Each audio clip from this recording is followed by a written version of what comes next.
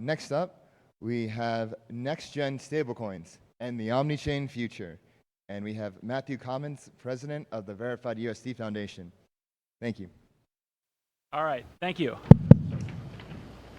Okay, great. Matthew Commons, president of the Verified USD Foundation. So great to be here today. We are one of the title sponsors of the Unstable Summit.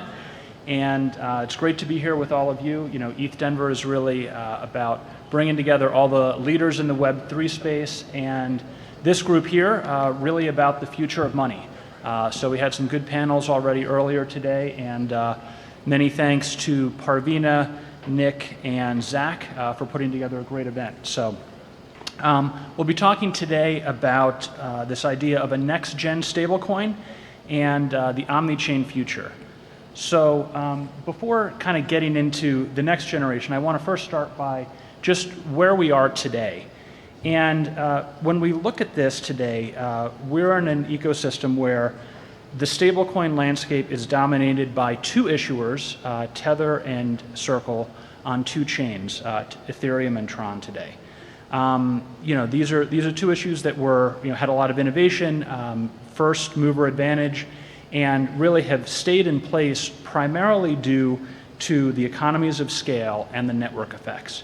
You kind of have a Tether on Tron ecosystem, and you've got a USDC on Ethereum ecosystem, and those really form kind of the basis of the stablecoin landscape that we have today.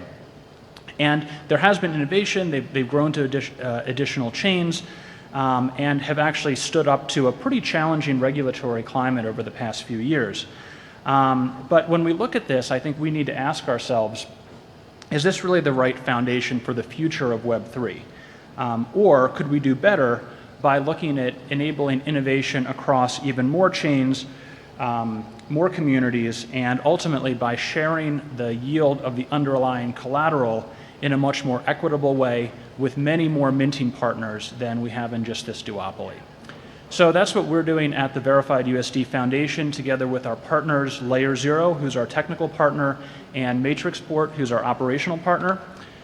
So let me tell you a little bit about USDV, which is the stablecoin. We had a soft launch about 3 months ago, soft launch because there was no pre-announcement at all. It just appeared one day in November, and we've been growing since then. And this here is really one of the first public events that we're doing talking about USDV and the ecosystem. So, the biggest difference in terms of USDV, it has some similarities with other stablecoins, mainly that it is collateralized. It is a fully collateralized stablecoin. Our collateral is tokenized US treasuries that are all visible on chain. But it is also really a decentralized stablecoin, which is different. It's not just an algorithmic stablecoin. It is a fully backed stablecoin, but it is one that is also decentralized. And its aim is to really get those economies of scale and the network effects that you have with the big stablecoin players, but to do it in a way that empowers a broad, decentralized ecosystem of different Web3 communities around the world. So, how does this work? So, there are three main differentiating features about USDV that other stablecoins don't have. The first is omni-chain interoperability, and this is a specific way that we do this. So we are the first stablecoin to use a technology from Layer Zero called OFT, the Omnichain Fungible Token Standard. And this is something where, while we're live on 7 chains today, Layer Zero connects to over 50 chains today, and we do believe in a world where we can be native on literally hundreds of chains. And it's not that far in the future that you look at. If you go out at EthDenver, go around, you will see all kinds of L1s, L2s, L3s, EVM chains, non-EVM chains, app chains, side chains, roll-ups, subnets, and these are chains that really deserve having their own native stablecoin if you can do it safely and if you can do it in a way that unifies liquidity. I like the centrifuge thing before about DeFi condom and things like that. I mean, you really have to be very thoughtful about using wrapped tokens. There are different security vectors, and the ability to offer native tokens on more chains is really critical for the growth of our ecosystem. The second point is around on-chain transparency. I think this goes well beyond just annual audits or monthly audits. This is something that we'll be talking a little bit more about in this presentation, but something that we really aspire to be a leader with in terms of understanding what is behind the stablecoin that we're using. And finally, and this is something that's truly differentiating, really unique, and uses a technology from Layer 0 called color trace. What is different about this is that at the Verified USD Foundation, we're not actually the minter of USDV. Rather, what we do is we provide a unified legal, governance, and technical framework to allow other partners to come in, bring in new capital, bring in new users, and mint USDV in their own color. And those partners could be centralized exchanges, could be DeFi protocols, could be other algorithmic stablecoins like Frax, for example. Could be OTC players and can be foundations for other chains, but really allows the protocols that are bringing new users into the system to have their own color and to share in the yield of the underlying collateral. So just kind of going under the hood a little bit. So OFT, this is what allows USDV to live on many chains without asset wrapping, without middle chains, without liquidity pools, to be native on more chains, and to do it in a safe way. So every USDV is born on Ethereum mainnet. That is because the collateral token lives on Ethereum mainnet and is locked up there. So $1 of collateral token backs up $1 of USDV. But this allows us to live natively on different chains, and the way that this works, and you can do this through Stargate or through other types of widgets embedded in our partners. If you're sending a token from one chain to another, the first step, and this all happens kind of seamlessly behind the scenes, but what is happening is your source chain, you're locking up the token, you're burning it on the source chain, sending a message through the Layer 0 protocol to the destination chain, minting a new USDV on the destination chain, and then there's a mechanism of providing unified supply across all chains. So we know at all times exactly how much USDV is outstanding on all the different chains. And through another Layer 0 technology called pre-crime, if there's ever any issue or security issue on one chain, we're able to segregate that from the others. So the second point is through on-chain transparency. We're using as our collateral token a token called STBT, which is short-term treasury bill token, which is issued by an affiliate of Matrixport and a special purpose bankruptcy remote entity.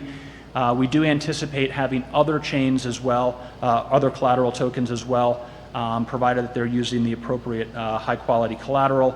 STBT is using Chainlink for proof of reserves, and we're very pleased to announce, actually today, the press release just went out a couple of hours ago, is our partnership with Chaos Labs, really one of the leaders in the security and transparency space, sharing the analytics framework with them for STBT, USDV, and other real-world assets.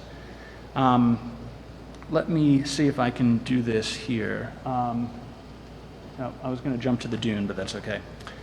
So we do have a Dune dashboard as well that kind of goes through the STBT that's outstanding in the underlying collateral. There's about 87 million of that.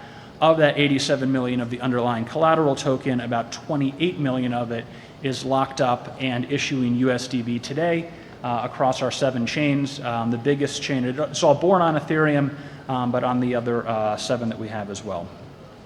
So let me see here. Okay. So the major differentiator, or probably the one that really no stablecoin is other stablecoin is able to offer today, is this color trace technology, and that's really what underlies the ability to share the yield with our partners. So the partners, as mentioned, can be centralized exchanges, decentralized exchanges, algorithmic stablecoins, others, and when they lock up STBT and mint USDV, they don't need to hold it themselves. That can travel across chains, across protocols and others, and they will continue to earn a share of the yield from the underlying assets. So today, STBT is yielding around 5%, a little more, a little less, depending on the day. And that yield, by default, is shared. At least half of it goes to the minter, but in some cases it can be more if we are engaged in different types of promotions and so forth together with the foundation. And security, this is really kind of the special sauce that's under the hood. There's some white papers and others around kind of exactly how this works.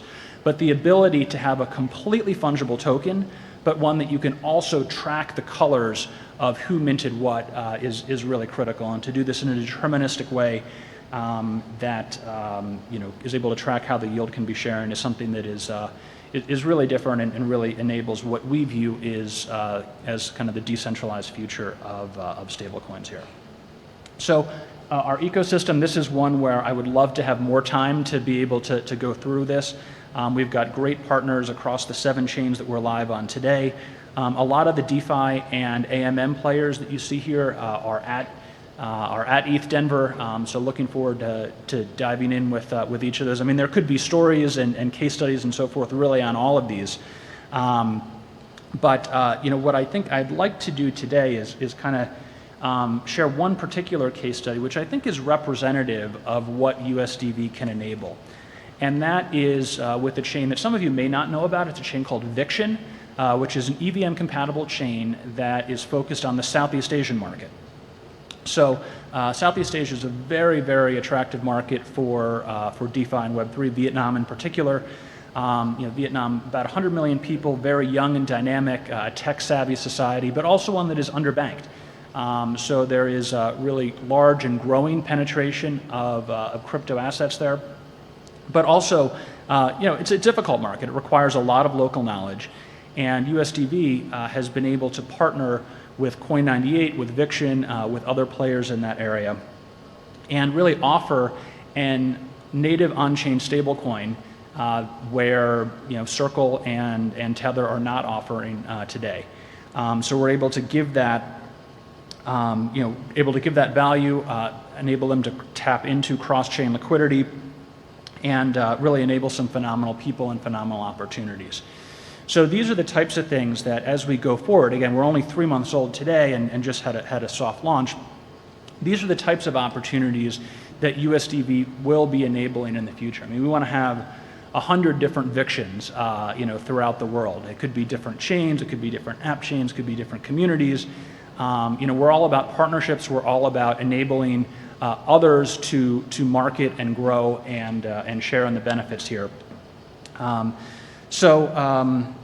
We will be here at EthDenver. We'll be having a booth. Actually going to be on some panels later. We've got Cynthia from Matrixport, I think, is going to be on the next panel. I'm going to be on one with Irene Wu from Layer Zero later today, and we'll also be at EthDenver presenting on a panel on Saturday morning. So come out and talk to us. Again, the way that we grow is by partnership. So whatever chain you're on, whatever project, we'd love to hear from you. We'd love to talk to you and see what we can do together. So thank you very much for your time.